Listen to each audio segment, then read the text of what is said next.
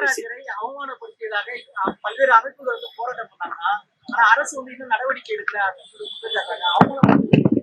அரசுக்கு தெரியாம எப்படி? அரசு தானே 2 ஆயுதம் ஏந்திய 2 காவலரை அவருக்கு பாதுகாப்பு கொடுத்துருக்கிறது யாரு? காவலர்களுக்கு சம்பளம் கொடுத்து அவர் தேச விடுதலைக்கு போராடினாருன்னா, இல்ல நாட்டுல மிக முக்கியமான பதவியில் இருக்காருன்னா அவருக்கு பாதுகாப்பு கொடுத்துருக்கு. ஒரு வலையொலி நடத்துறவருக்கு யாரு காசுல எதுக்காக நீ ப்ரொடெக்ஷன் கொடுத்துருக்க, பாதுகாப்பு கொடுத்துருக்க? யாருக்காக கொடுத்துருக்க?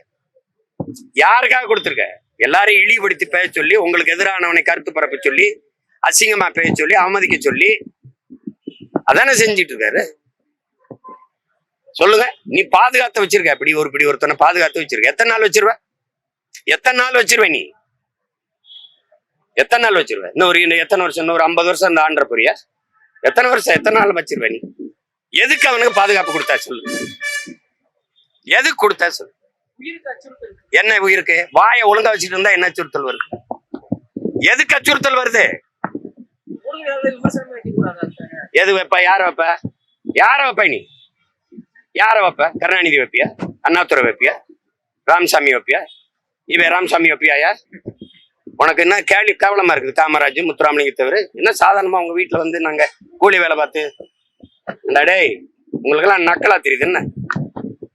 ஜனநாயகவாதிகளா நாங்க வாழும் போது ஜனநாயகவாதிகளா இருக்க விட்டுறணும். புரியுதா?